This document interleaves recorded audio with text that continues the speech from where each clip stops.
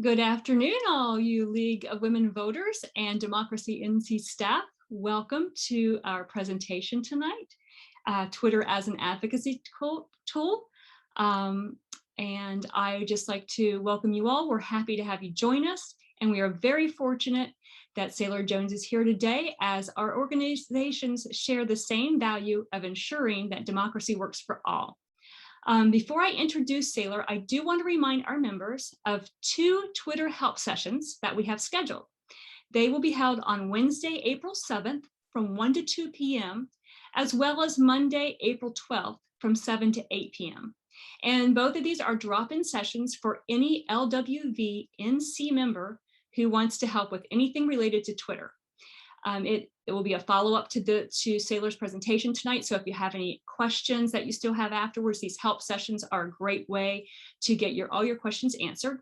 It'll be staffed with our League members, Brittany Bryan and Aliana Ramos, who are our League Twitter specialists, and they look forward to helping you.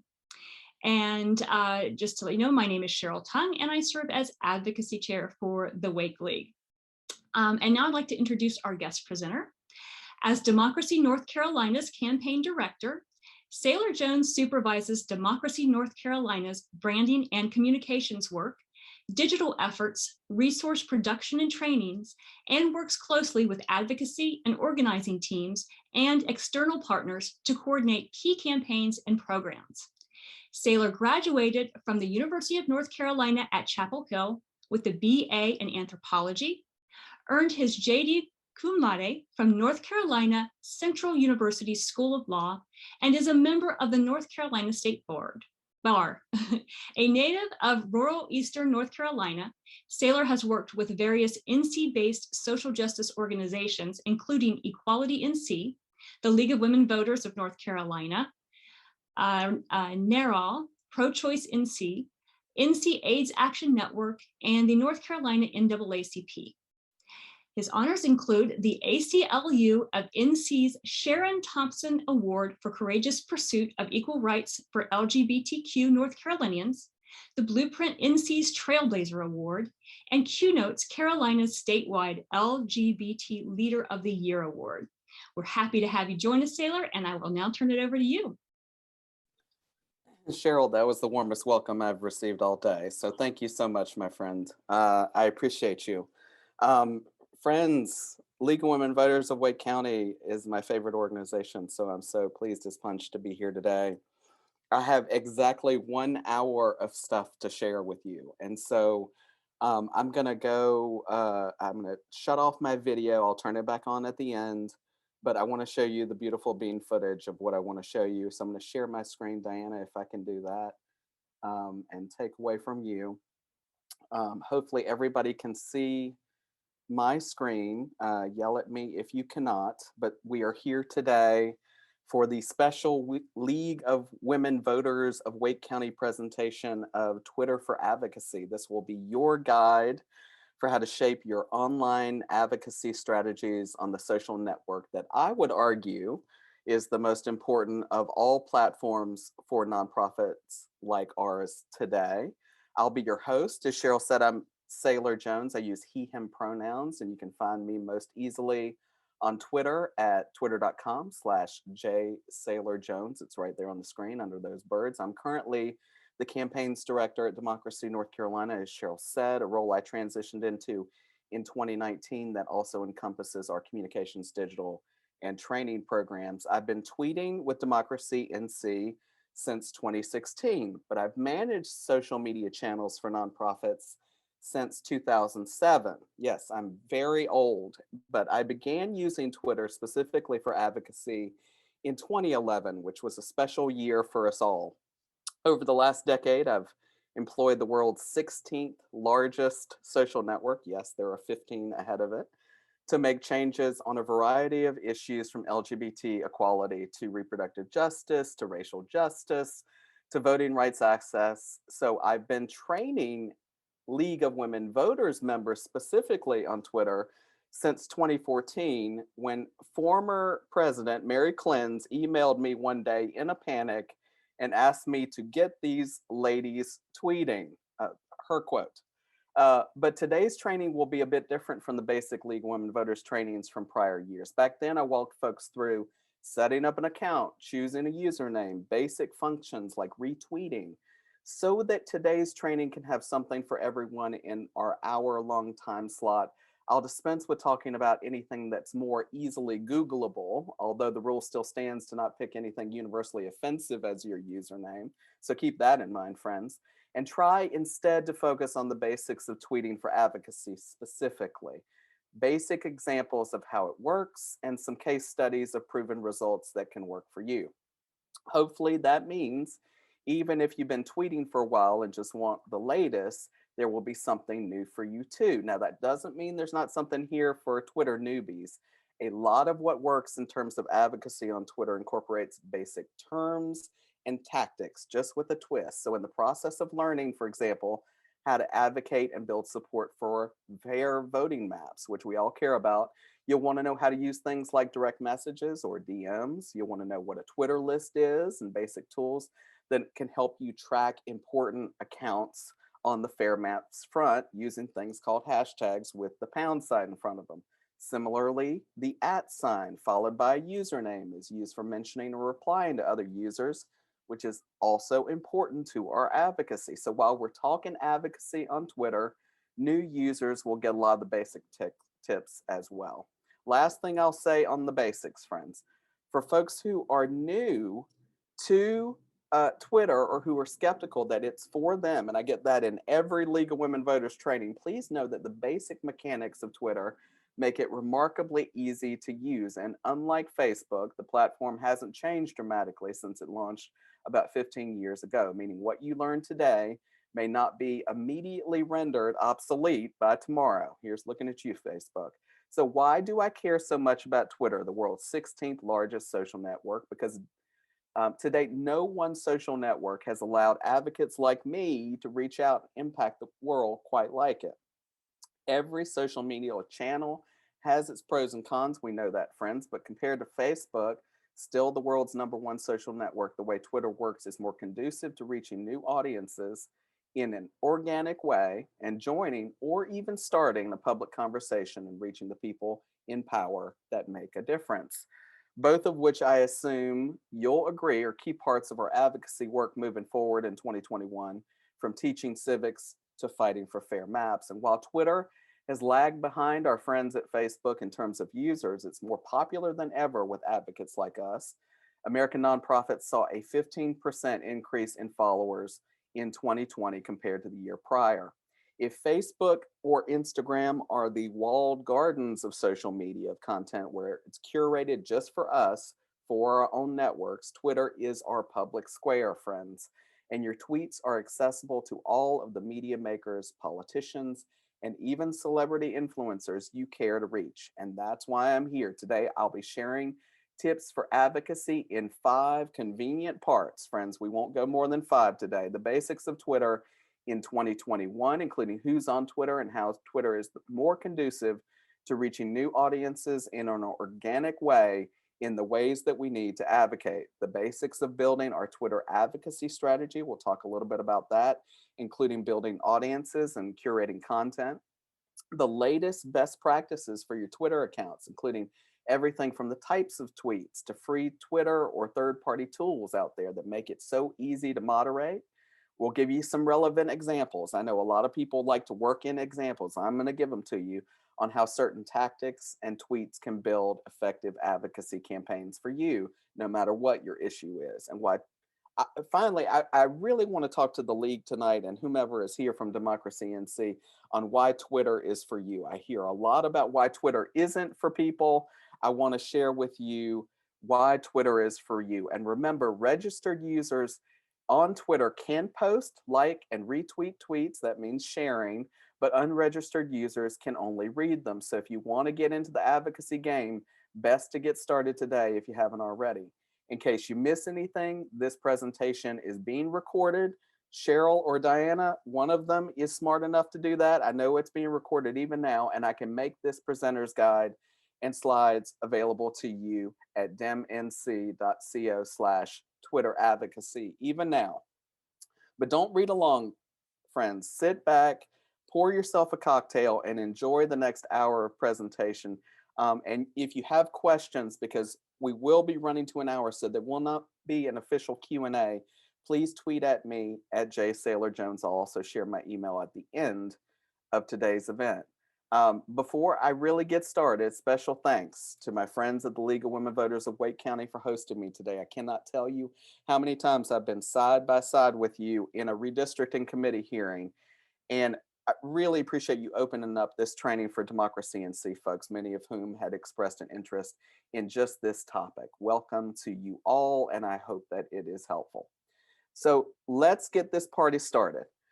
With part one, the briefest of brief overviews of the basics of Twitter for those who are brand new to it in 2021, including who's on Twitter and how the social network is more conducive to reaching new audiences in an organic way now more than ever. First and foremost, it's important to know that Twitter is favored by affluent college graduates. That will become relevant later, but they're not the only ones there, of course. They do tend to dominate the conversation, but more on that in a minute. I want to give you, first and foremost, again, we're doing everything in fives today, but really the top 5 things to know. Again, we're doing everything in fives, so it's going to be easy to remember, but these are some things I wanted to share with you today because I think it's going to be relevant to our conversation later. There are 330 million active users on Twitter, and more than 20% of all US internet users access Twitter at least once a month. Now, why is this important to you? You're asking. Even though it's the 15th largest social network in the world, there are still as many people on Twitter right now as there are in the US, many of whom are shaping US policy. So we want to be there. Second, 63% of all Twitter users worldwide are between the ages of 35 and 65. Why is that important? Well, Twitter is often considered the adults' table at the family gathering of social media, with the majority of people on the network of an age who don't just tweet at the president, but who are actually old enough to be the president. Still, there's room to reach younger people. Don't you worry. US adult Twitter users are younger than those in other countries and more likely to be Dems than the general public. Most users rarely tweet, but the most prolific 10% create 80% of the tweets from adult US users. That's pretty relevant. We'll talk more about that in a minute. The average session on Twitter is 3.39 minutes. Okay, not even 3.5 minutes are people hopping on Twitter, looking at tweets, and hopping back off. That means the average lifespan of a tweet is about 15 to 20 minutes, meaning the time available to read your tweets in most people's feeds is about 15 to 20 minutes, less than a lunchtime. Why is this important? Well, one, you don't have a ton of time to make a good impression on Twitter, so better to be good at tweeting, friends. And two, but you have many bites at that apple. You can post a ton on Twitter and nobody's going to unfollow you. We'll talk about live tweeting and Twitter threads in a moment, and recycling content that works is of great benefit. So you don't have to make a million tweets, you just have to make a few that work. As I mentioned, its users also tend to be more affluent, live in a city, and are college graduates. Now, why is this important? For many progressive advocates who are fighting for fair votes, fair maps, and fair courts, Twitter can feel like preaching to the choir, albeit a choir that consists of A, major donors, 2, people willing to take at least online action for progressive causes, and people who may be motivated to, quote, give in other ways like volunteering, all of which we want for our advocacy. But as I mentioned, Twitter is a public square where, in the best cases, anyone can see your tweets, and has become a spot where debate is not only possible, but likely and encouraged. And in short, there is a lot to learn about your issues, your allies, and even your foes on Twitter. So let's get to it. Some interesting facts that I want to share with you. I promise these will be relevant in what's ahead. Tweets were originally restricted to 140 characters. That's where the 140 characters came from, SMS, but they were doubled to 280 for most languages in 2017, meeting popular demand to say more in still a digestible length. Still, the best practice goes shorter than both limits and consistently sits at 100 characters or below. So we'll talk about that in terms of Twitter best practices in a minute. Twitter is also known as a sum to many microblogging service. Why? The vast majority of tweets are written by a small minority of Twitter's more than 192 million daily active users who send 500 million tweets per day. Twitter isn't just for bad news, friends. The face with tears of joy emoji, you're seeing it on your screen even now, or I hope so, is the most popular emoji on Twitter and has been used more than 2 billion times to respond or tweet to other people's tweets. The lesson? Twitter is also a place to be hopeful. And don't we all need a little bit more of that? 2021. Tweets are publicly available by default, but senders can restrict message delivery to only their followers. A lot of people don't know that.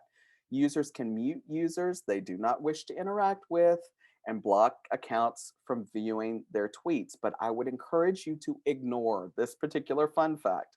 While you can block your trolls on Twitter, these same users can reflect back flaws in your messaging, ideas for ways to reach new users, and help you find unlikely allies in responses to your tweets. If you operate in a gender binary, and not many people do anymore, but let's just talk about it, it's worth noting that the ratio of male to female identified Twitter users is roughly 2 to 1. Sad but true, 66% are male and 34% are female. That gender gap has only gotten larger in recent years, meaning Twitter, like all spaces, my friends at the League, could use more women making their voices heard. So let's talk about who's there. And this is important, friends, more than any other network. You can rest assured that these folks are going to be on when you are. One, influencers, including respected celebrities and their voices. Two, the experts, the gatekeepers of knowledge, from everything from the pandemic to presidential campaigns. The media are there. We know our politicians are there on the local, state, and national level. And finally, Donald Trump, or at least he was. If you wanted to keep up with the latest missives from 45 of the past 4 years, if not before, you needed to be on Twitter. The microblogging service gave Trump direct access to more than 30 million Americans on the platform and more than 75 million followers around the world as of last year, or at least until his account was suspended. We'll talk about that more later. Regardless of how you feel about Mr. Trump, his participation in Twitter, his reactions, and his ability to stoke conversation typified why Twitter is such a powerful tool for learning where the people controlling our issues stand, how they're talking about those issues, and how we as advocates need to talk about them too. More about that in a minute. Finally, just really quick, COVID-19 has made a huge impact, and COVID-19 has only made this impact of Twitter more true. Whether you wanted information about the pandemic or the presidential election, 2020 was a year when many Americans relied on gatekeepers and individual experts for their information. We all know that. And more than that, organizations for news and information. Twitter was where many of these experts and organizations already were. They were already tweeting. But as Donald Trump taught us, truth tellers aren't the only ones there. Twitter saw dramatic growth in 2020, which included increased use of the platform for misinformation related to the pandemic. Add to that the swirl of information and misinformation about voting that we saw, and Twitter announced in March 2020 that it would start marking tweets which may contain misleading information. In some cases, it will provide links to the pages of fact-checking information too, all of which led to Donald Trump's banishment from the platform and many others. As the world begins to open up, Twitter remains open for all to consume information from those willing to share, participate in the political process, and become part of an online ladder of engagement that allows advocacy for good. We're going to talk about that ladder today and how to get you on it. But we'll talk more about this when we close. But these stats, these facts, these influencers are big parts of why you should be using Twitter for advocacy in this moment. Twitter is primarily meant for sharing ideas, catching up with news and trends around the world. If you are a movement leader or claim to be, wants to be a part of that news and those trends, this is the place to be. And today we're going to get you there. We're moving quickly into part two, your Twitter advocacy strategy. So now that you know who's there and possibly why you should be too, it's time to head to part two, how to begin planning ways to effectively advocate while you're there. Your Twitter advocacy strategy, which is not easy to say, friends, starts right here. And this is where we'll be spending most of our time today. Because from Black Lives Matter, hashtag, to Me Too, hashtag, Twitter has been one of the most powerful outlets for advocacy messaging in the past decade. It's undeniable. Being able to speak to your supporters directly is an advocate like mine's dream. So let's get started with your top 5 tips. Again, we're doing everything in fives today for effective Twitter advocacy. Let's start with number 1. This is the most important, to start with number 1. While it may be counterintuitive, the way to reach more people in your Twitter advocacy is not to create general content that could apply to a variety of people, but rather content directed at one distinct individual. Let's talk about who that very important individual is. Twitter starts with identifying who you're advocating to and messaging directly to them. Ask yourself, are you trying to reach journalists with your posts? Are you trying to reach policymakers and move them on your issues? Are you trying to reach community leaders to bring them into the fold? Do you want new supporters to give their time or their resources? Based on your answer, and that answer only, it's important to focus your Twitter advocacy efforts on what are called discrete personas, which will begin to differentiate your Twitter audience from that of other people's channels, okay? So just like we can segment our emails with different types of subject headers or messaging or tones to different audiences based on their level of activism or interest, we can use personas to define our tone and messaging within different target audiences. And as I explained to you, we don't have a lot of time to get people's attention. We might as well speak directly to them.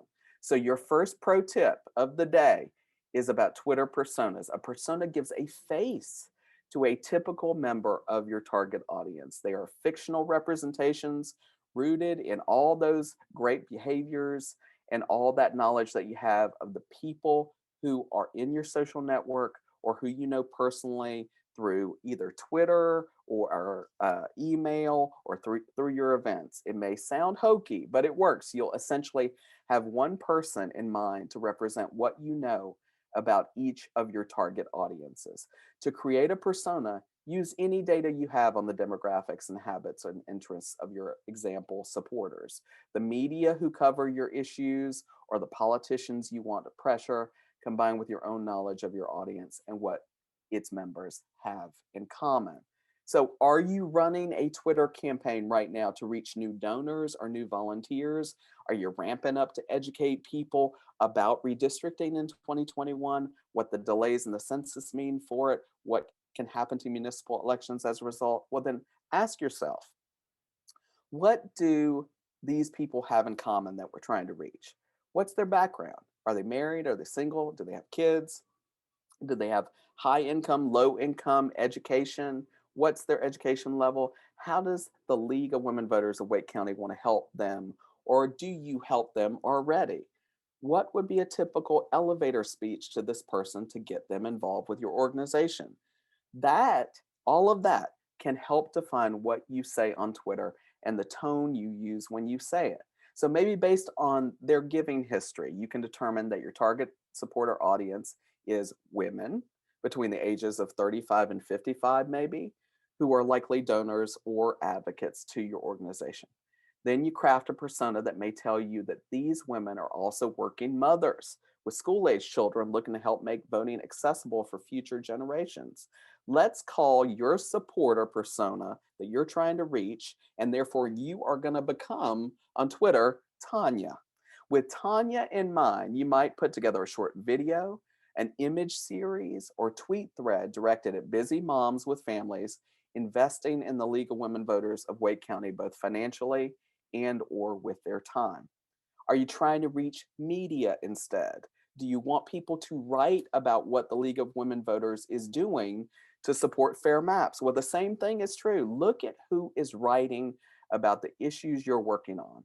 In 2021, that may be redistricting, voting access, or changes to municipal elections. The list goes on and on, friends. What do these media makers have in common? What's their age?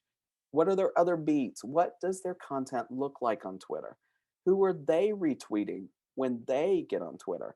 What's the tone of their post? When are they posting?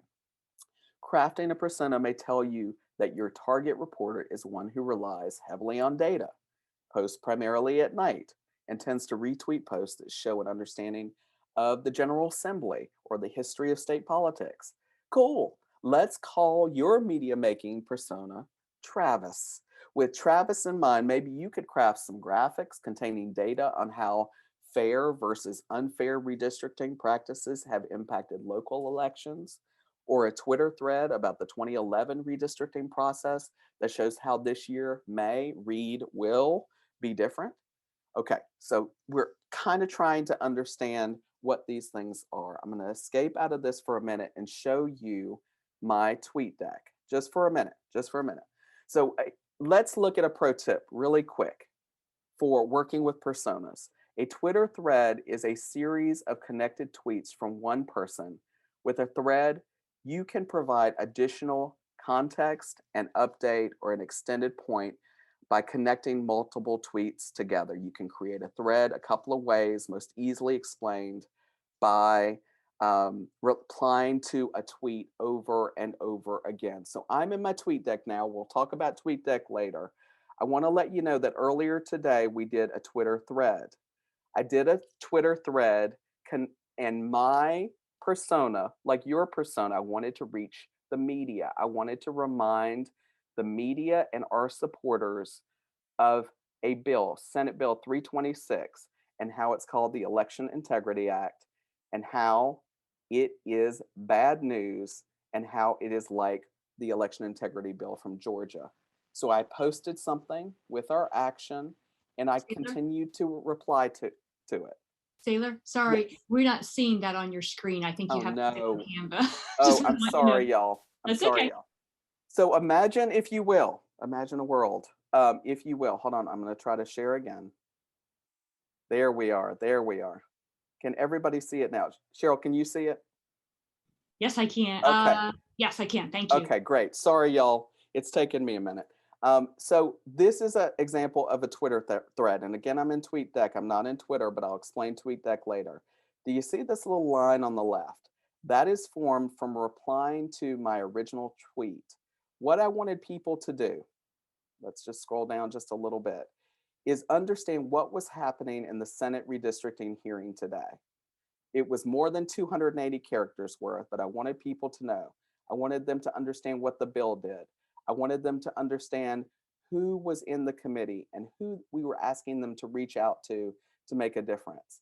And more than anything, I wanted to use Twitter graphics for them to understand the connection to the same types of Jim Crow era voter suppression tactics that are happening in Georgia, because Georgia is a national story. Okay, so this is an example of a Twitter thread that I used in the persona of Travis. I used data and research and historical knowledge of what's happening at the NCGA to tweet these things out, and reporters did retweet them. I also had Tanya in mind because I wanted Tanya to take action, and I wanted to put these in digestible bullets, and we'll talk about these Twitter tips again later on. So this is an example of a Twitter thread. So I'm going to stop sharing this screen if I can. Let's see, and I'm going to go back to the presentation really quick. Okay, so that is a Twitter thread. Back to personas really quick. Generally, 3 personas can cover all of your target audiences. Remember today, I was kind of looking at Travis and kind of looking at Tanya. Okay, you don't want to lose the benefits of speaking to these small, well-known, and defined groups. Although there is no right way for a persona to look, a rule of thumb is that the more specific you can define your social media personas, the more effective to reach a small but potentially powerful audience. Okay. So once you develop your target audiences, and this is rule number 1 of 5, people who respond or who you want to respond to your personas posts, you can then start organizing specific people in your account by following them and adding them to Twitter lists. So really quick, all right, I'm gonna stop sharing this. I'm gonna share this. I'm gonna go right back here, just really quick. These are Twitter lists. I'm gonna show you these lists right now. Now, again, this is TweetDeck, but you can go right on twitter.com and build lists, okay? Twitter lists allow you to customize, organize, and prioritize the tweets you see in your timeline. I'm hoping you're seeing this right now. You can choose to join lists created by others on Twitter, or you can form them from your own account. Look at this list right here. It's called The Building. As you can imagine, these are people who are tweeting about what goes on inside the legislature. These are my Travises, and I'm following them to determine what they are talking about so I know better how to talk back to them. This is also possible through Twitter aggregators. A lot of people know about Hootsuite, but you can do it right from Twitter. In fact, because Twitter owns TweetDeck, my lists show up on Twitter as well. Okay, so I wanted to show you that really quick. I'm going to go back to the slides. Sorry for making everybody a little nauseous. Let's see if we can get back to this. Okay, I want to say okay. So I want to talk to you really briefly about the pro tip about targeting politicians. A lot of people think Twitter for advocacy is just about pressuring politicians. It's not, but it's a big part. And I know that's why a lot of you are here. Twitter is absolutely wonderful for this. It's a great way to get more people to engage with your organization, take action on your campaigns. You can rally them with calls to action, just like I showed you earlier, to write letters to the General Assembly or Congress, call state and local officials, sign petitions, and even put pressure on the corporate interests who fund these politicians. Yes, we'll talk a little bit about that later. So how do you do it? First, set your targets and look up their Twitter accounts. This may sound obvious, but a lot of people don't do it. They'll just tweet at someone and put hashtag NCGA on there. If you really want to pressure a lawmaker, you're going to have to put their Twitter account in your tweet. So look up their Twitter accounts and make a list to monitor them, either through Twitter, TweetDeck, or Hootsuite. Again, all of this is Googleable. You can set up your list relatively easily, or I can walk you through it. If you have questions later, just email me. Be careful to pick the most recent account they've used and narrow your targeting to those who actually tweet. Remember, you can still push contacts to those politicians, those state legislators, for example, who don't have Twitter accounts via petitions, forms, emails. You can either slap their phone number on a tweet and have people call them directly. Second, to get their attention, tweet at the lawmakers. Normally, that's just by putting their Twitter handle in your tweet. When news happens that impacts your campaign, your advocacy campaign, tweet at the officials who hold the power to make changes. The candidates and the businesses or other interests likely to be impacted can be tweeted at too. This focused strategy has impact for 2 reasons. One, the important people on an issue know who you are then and who your organization is, and identify you as a thought leader. If you are thoughtful enough to tweet at them, they know you're a force to be reckoned with on Twitter. 2, everyone who follows the people you are tweeting at reads your message when you tag them and tweets their own thoughts. Twitter is not just a vehicle for your opinion, it's about building relationships. You can learn a lot from the people who comment on tweets where you've tagged lawmakers that they care about too. Identify the elected officials and influencers on issues your organization targets, and plan out the content you'll post to get to those people. Okay, we'll talk about that in a minute. You can also use polls to make a point. I know a lot of our organizations pay top dollar to get elaborate polls created on our issues, but Twitter polls can be valuable messaging tools for a quick poll of people you care about on the issues you care about. Twitter polls are available every time you tweet and allow you to get public opinion on anything. You can create your own 2-choice poll right from the Twitter composition box, and it will stay live for 24 full hours, which is a lifetime on Twitter. How you voted is not shared publicly. The results, however, can be retweeted. You can ask the public which side of your campaign they weigh in on and tweet your favorable results to a candidate or politician opposing your position or supporting it. Let them see the data and use it to bolster their campaign for the particular advocacy item. You can say, hey, Senator so and so, you may want to cut absentee voting windows, hint, hint, but our polls say 3 out of 4 North Carolinians are against it. Again, it's not scientific, but it's great messaging, and it shows that people who are following you are with you on your campaign and that politicians should take notice. Polls mean you condense all the opinions being tweeted into one easily digestible post, and that gets your point across quickly. Circle back with the media when you're targeting politicians, okay? You may be targeting Tom, who is the politician, as your persona, but you will also want to get back to Travis on this front. It's called newsjacking, and it's a term used when you capitalize on a popular story already generating tons of media coverage and social media engagement and use it to amplify your message. You can tweet at reporters for coverage on topics you care about while you're tweeting at the politicians, okay? Reporters check social media for news often. Most major news outlets use the same Twitter lists I'm suggesting you use to keep track. You can help them make connections to these issues that you care about, um, either because it's not their sole beat or because you're the expert. They need your help. We did this recently by calling North Carolina's Senate Bill 326, aka the Election Integrity Act, a Georgia-style voter suppression bill. And that was helpful to media to connect it on Twitter to a regional and national newsmaker, okay? Finally, we want you to be ready. Plan as many messages in advance as you can.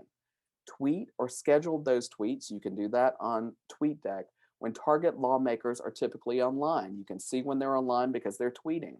And be ready to live tweet events and actions that directly impact your efforts. As I mentioned earlier, we live tweeted the hearings on Senate Bill 326 this morning and plugged our online action in the process, encouraging our supporters, our Tanyas, to oppose and show the media and lawmakers our messages against while we were at it.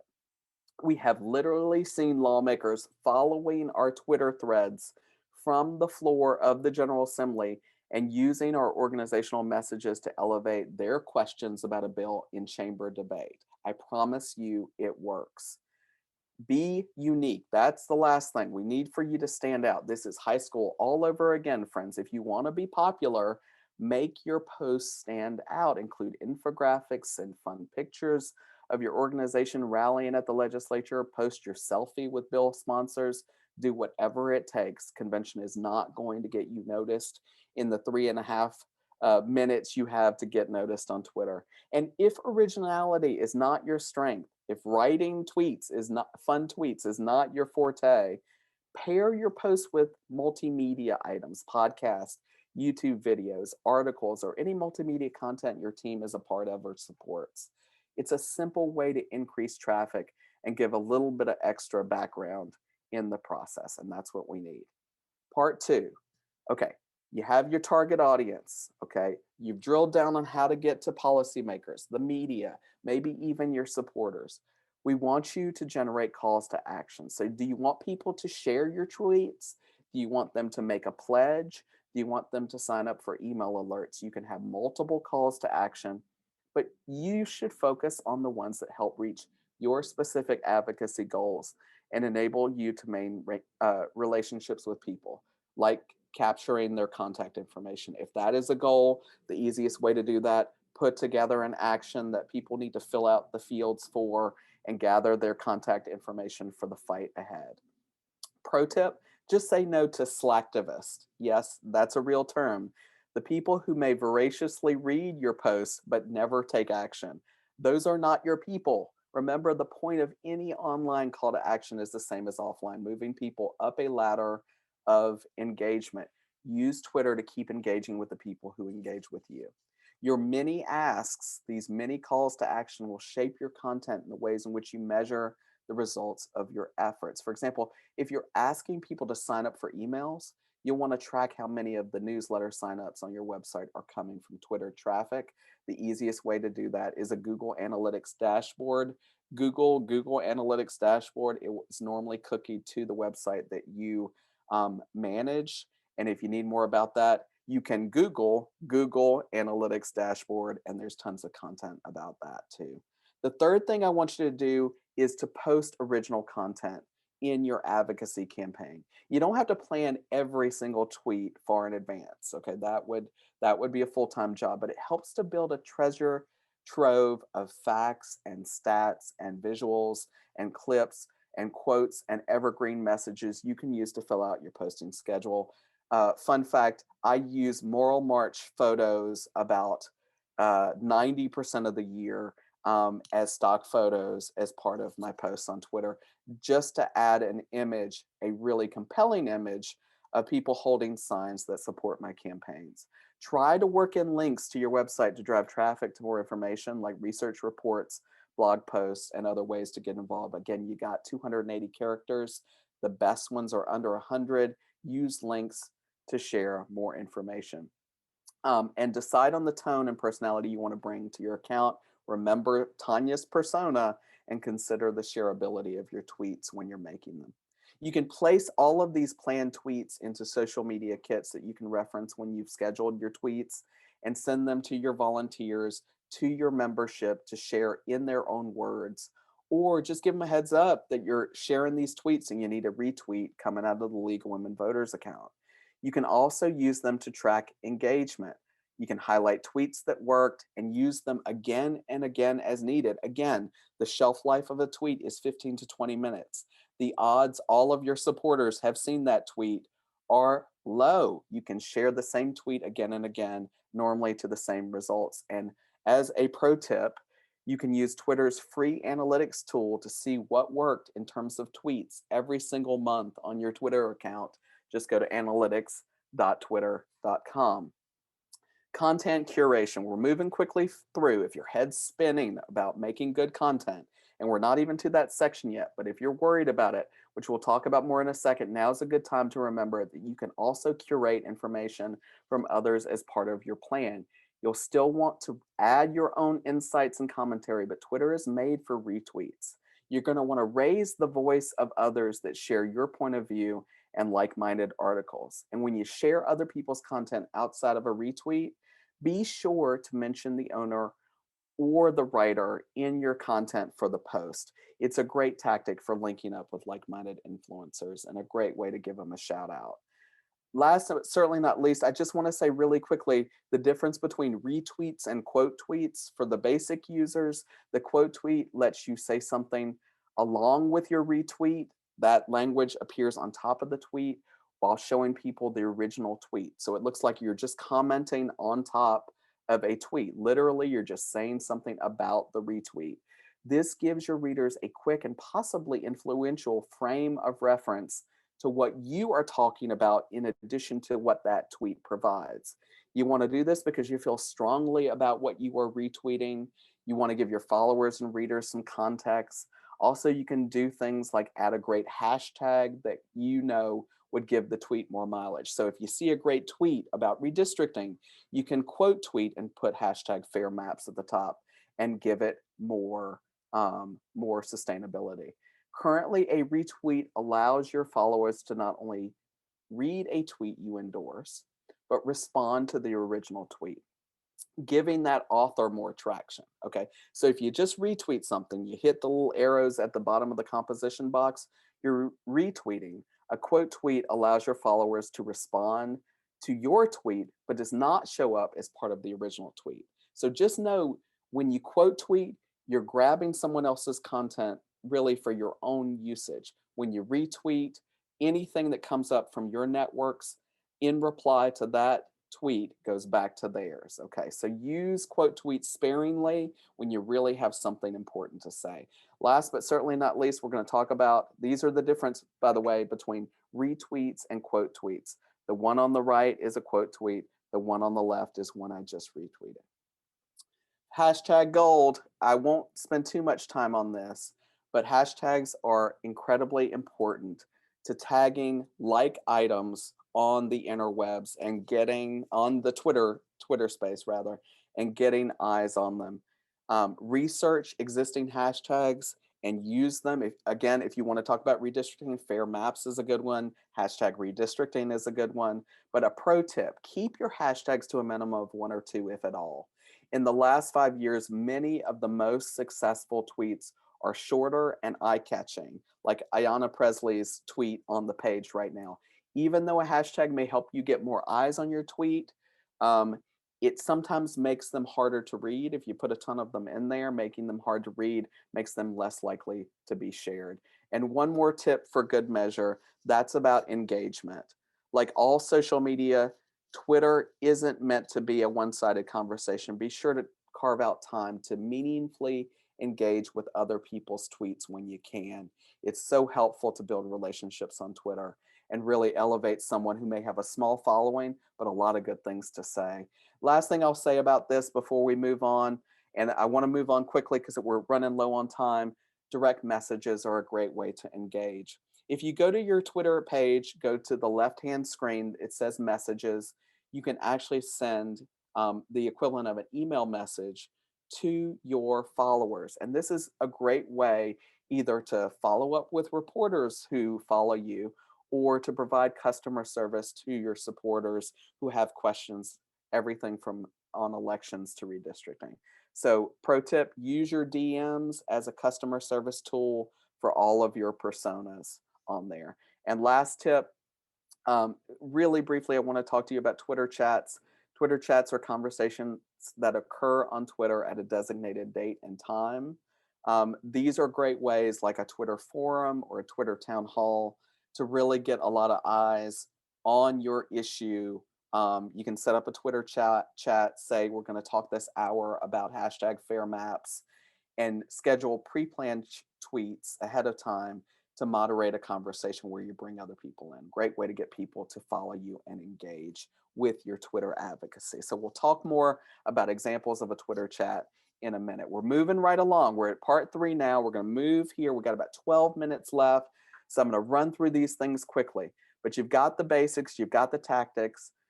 We've talked a little bit about advocacy tactics, what retweets, quote tweets, threads, and replies can do. Now I want to dive a little bit deeper into tips around tweets. And of course, um, because of the lifespan of a tweet, it means you can tweet more. Most people who have successful accounts tweet at least 10 times a day, but you can tweet dozens of times a day. And that means that you can use good tweets liberally and reuse these tweets as they are successful. Again, you can use your analytics to learn more. So these are the top tweets right now, a lot of them that advocates are using to reach people. First and foremost, dancing cats. If you are not using dancing cats, no, just kidding. But GIFs and memes are going to be incredibly important. On Twitter, short form content rules. After all, we do only have 280 characters, making storytelling through GIFs and memes a prominent and eye-catching, look at this cat, you can't take your eyes off of him, element of tweeting across the platform. Even for serious issues like ours, people are adding GIFs and memes to great success. So let's keep this party started. Visual content, whether it's photography, branded graphics, or infographics, sharing visual content. Here we're seeing LGBTQ kids who are opposing anti-trans legislation we're seeing nationwide. These are compelling photos. Add them to your content in addition to infographics, and you will do better than if it was just the 4 lines of word on the page. Events, still a huge thing on Twitter.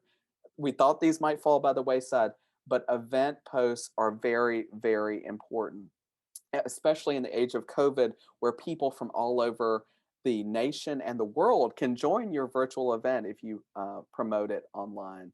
So if there's a rally, march, conference, or event that you're participating in, let your Twitter followers know. You can also live tweet what's happening at these events. Just don't forget to add the event hashtag. We're moving right along to trending topics. You want to plug into trending topics on Twitter occasionally because that's going to get more eyes on your advocacy. Twitter promotes trending topics that are being highly discussed on their platform in any specific region. And sometimes it's smart for our orgs to jump in to increase our reach. But the golden rule of trending topics, and it's not easy to say, friends, is to always make sure you know exactly what the trending topic is about and that it's relevant to your org. Absolutely, a relevant hashtag for the League of Women Voters of Wake County is probably Women's History Month, an opportunity to plug into what you're doing into Women's History Month and show the importance of voting and protecting voting rights for women. So that's just a tip. Also, tip lists. Your online presence is all about informing and educating people. Twitter loves experts, and tip lists are an eye-catching way to share information. It's also a cool way to add emojis to your tweets, which are still an important thing in 2021 to get eyes caught in that 3.5 minutes they have on Twitter to tweet and retweet. Quotes and testimonials are still huge. People want to retweet things they wish they had said.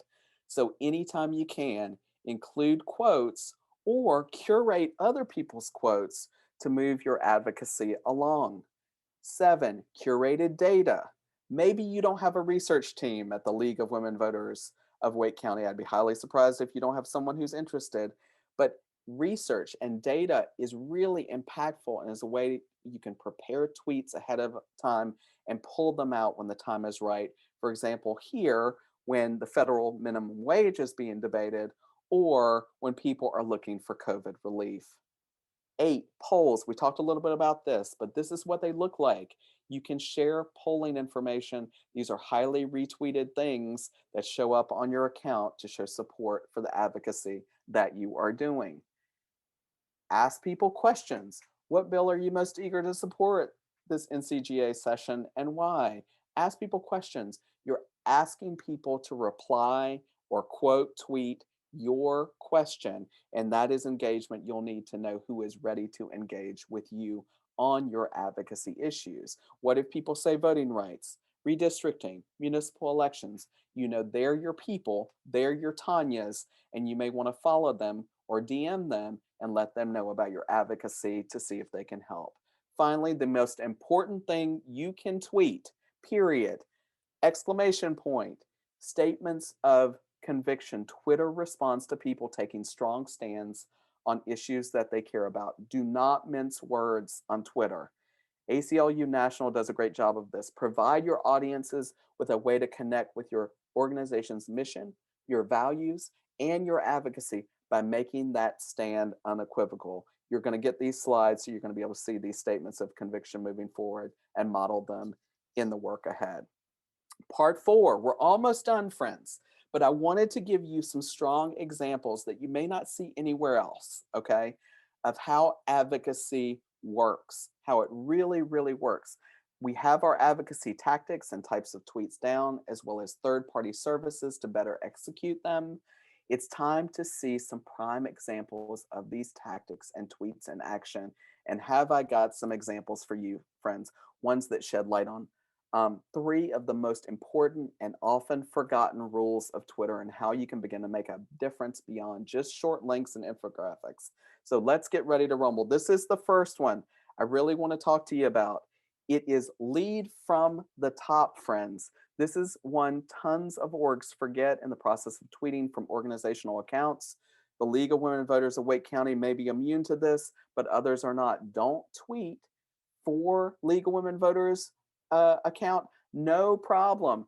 Building your reputation as an individual for the leaders of your organization is the key to earning trust. Begin sharing accurate information to more people and lending conviction to your organization's mission and purpose. People trust people first. We know it, but we don't use it on Twitter. They don't trust brands. They don't trust agencies. They don't even trust your organization more than you as an individual. So it's time to put your experts, your volunteers, your leadership out there to provide information, commentary, and all important statements of conviction on Twitter starting now. A good example to follow, Michael Lee. He's at MCPLI Michael Lee is an attorney with the Nonpartisan Policy and Law Institute, the Brennan Center. I'm sure you're very familiar with the Brennan Center, but he's also an active Twitter user who uses his expertise, his commentary, and a pretty good sized Twitter following to expand the understanding and reach of the Brennan Center's work. He provides unique perspectives about their work in the real world of voting rights, and he does it in real time. He tweets a lot.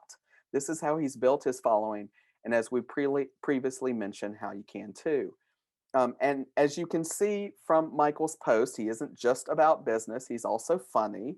He often bucks convention, which is one of my examples of good advocacy, which is always good. Okay, so what is Michael doing to help advocacy? Well, he's building a huge following, he's building a reputation in voting rights, and he still has time to give his organization a plug by a retweet here when the time is right and the issue is on point, giving even more eyes to the Brennan Center's work. A local example of how this works is new to Twitter, Allison Riggs, one of North Carolina's most esteemed voting rights attorneys and the co-ED at Southern Coalition for Social Justice. While Allison hasn't been tweeting long, she joined in 2019. She's an example of an offline voice in the voting rights movement who can provide valuable context for our shared issues and great promotion for her organization, all on Twitter. From there, she can use her national connections, zing, helpful since Allison has argued in front of the U.S. Supreme Court a couple of times, to provide national validation of what may seem like state or local commentary. So here she is commenting on something that's happening in North Carolina, and because Michael Lee follows her, because she tweets a lot and she's an expert in voting rights on the state stage, Michael is now sharing hers, giving it even more eyes. It may seem like a no-brainer, friends, to let your experts carry some of the heavy lifting and organizational validation on Twitter, but you'd be amazed at how many executive directors don't do it. Encourage the league's leadership and volunteers to lead from the top on Twitter. Okay, here's another example. If you can't plug into the trending topic, become the trending topic, friends. Earlier, I spoke about connecting to popular trending topics to amplify your tweets. Well, in 2014, I developed the Twitter hashtag Day1NC at Equality North Carolina. I think you're familiar with the organization, in the hopes that we would become one. The tag was meant to assist the media and other audiences to receive breaking news about North Carolina's overturned marriage ban.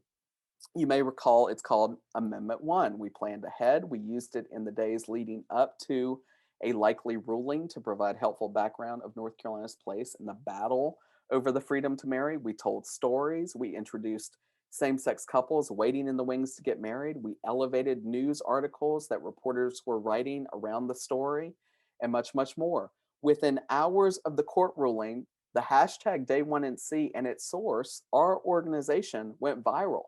We not only became the primary source for state and national media on news about the federal court case and the subsequent Southern marriages that followed in real time, but on the afternoon of the ruling, friends, at 4 p.m., it was so used, it became the #1 trending topic in the world. Sometimes advocacy, in this case, exposure for our narratives, is about anticipating what people will care about and being the first to talk about it. The effort earned our organization, Equality NC, 10,000 followers in just a few days and centered our organization in a national turned international story about how one Southern state made dramatic change for good. In 2016, a lot of you were there with me. We applied the same lesson of anticipating national interest and live tweeting a companion event at DMNC for a 12-hour marathon State Board of Elections meeting that exposed efforts to push back against good early voting options and fair elections. The exposure for this issue and Democracy NC was priceless. I think we were there with 2 other media outlets. One was This American Life, and they went on to expose a lot of misdeeds in the years and months to come. So it was great exposure for our org. This is the last example. We're in the short rows. If you'll just give me a few more minutes. This is the most important lesson of all. No online effort, social or otherwise, in advocacy will be successful without existing online offline relationships. In 2015, I led a highly publicized Twitter town hall, NC LGBT Health. Terrible hashtag, but great town hall. It was focused on directing the attention of media and policymakers, so the Toms and the Travises, to insurance cancellations that Blue Cross Blue Shield of North Carolina had done in the new Obamacare marketplace against same-sex couples. Within 15 minutes of the town hall, because we invited federal partners, ACA navigators, impacted couples, and we invited Blue Cross Blue Shield, which we didn't hear of. Within 15 minutes, they had reached out to us. They had issued a statement, and by morning, Blue Cross Blue Shield of North Carolina had apologized to these same-sex couples. I know it sounds like a miracle, but we did it on Twitter and not in person. Why? Because we knew insurance companies were using Twitter as a customer service tool, and we knew we were more likely to get their customers' eyes on them on Twitter. I don't think any insurance company has ever apologized for anything to anyone. They apologize within 24 hours. It also led to the same types of changes in Ohio and Pennsylvania. Advocates from Ohio and Pennsylvania and the media from Ohio and Pennsylvania came to our Twitter town hall, saw it was happening in their state, and wrote about it there, leading to similar reversals there. Finally, we got the federal government to issue an apology and clarified their policy, leading to the reinstatement of health insurance for these same-sex couples. This would not have been possible if we hadn't known same-sex couples who trusted our organization through the Day One NC effort. If we didn't know ACA navigators through our runs across the state for Amendment 1, and if we didn't know media who were willing to amplify our cause. So long story short, if you don't learn anything else, this was a huge victory for us, and it's going to be a huge victory for you if you use offline relationships to build online. If you'll just give me 2 more minutes, I'm going to close this out and tell the League of Women Voters of Wake County why Twitter is for you. Last but certainly not least, on Twitter, age doesn't matter. While TikTok and Instagram often look unkindly at older users, Twitter welcomes and rewards them. They reward your conviction, your expertise, your efficiency of language. You were able to maybe hit that 100 character sweet spot with a zinger because of your editing skills, because of your knowledge of a situation, and for your strong command for the data that drives so many to take notice. While age doesn't matter on Twitter, your expertise does. Twitter is your opportunity to make connections for audiences, including media makers and lawmakers who weren't there 10 years ago when we last redistricted, who don't understand that for many, this is Groundhog Day all over again with the election integrity bill. You can make those connections, friends, at the League where others cannot. Again, there's room for women's voices. As I mentioned earlier, women are outnumbered 2-to-1 on Twitter. There is space and need for you to raise your voices and profiles on Twitter now more than ever. Your relationships matter. Your connections on social media may matter more because you may already have those offline relationships that I was just talking about more than younger users might. Use them and build that trust online the way you do offline. And finally, we need you to push back on misinformation. We talked a little bit about Donald Trump's presence. We talked a little bit about misinformation and disinformation. Twitter is not immune from it. We need you lending your voices to the truth that still matters. And we need for you to bring that to Twitter.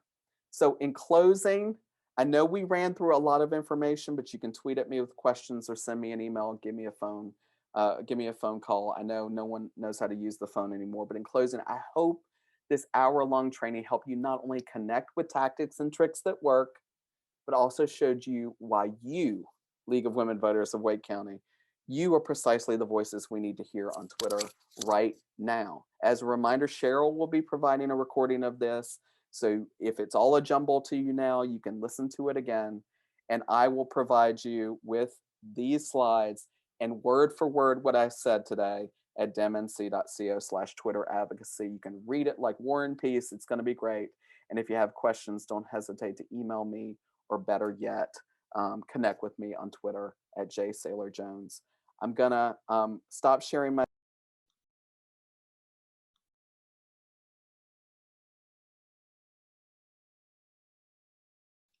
I can't wait to see all of you on Twitter so soon. So thank you for your time today. And thank you so much, Cheryl. Sorry I went over. Great.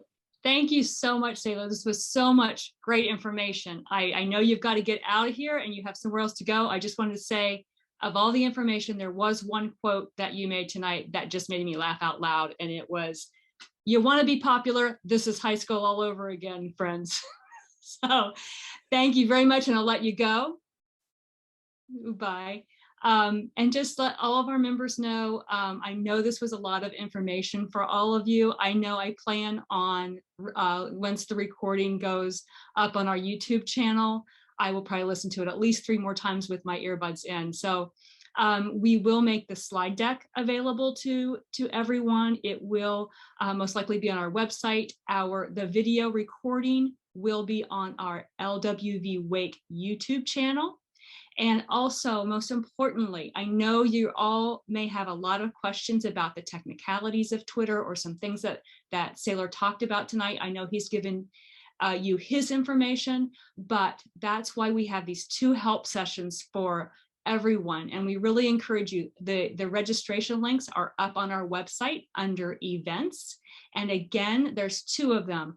One of them is on Wednesday, April 7th in the afternoon from 1 to 2 p.m. And the second one on Monday, April 12th from 7 to 8 p.m. And these are both drop-in sessions for any League of Women Voter of North Carolina member who wants help with anything related to Twitter. And again, we had a great turnout tonight. Thank you all for joining us. And I hope to see everyone soon and look forward to seeing all of you at the Twitter help sessions. And with that, we will say good night and thank you all. Goodbye.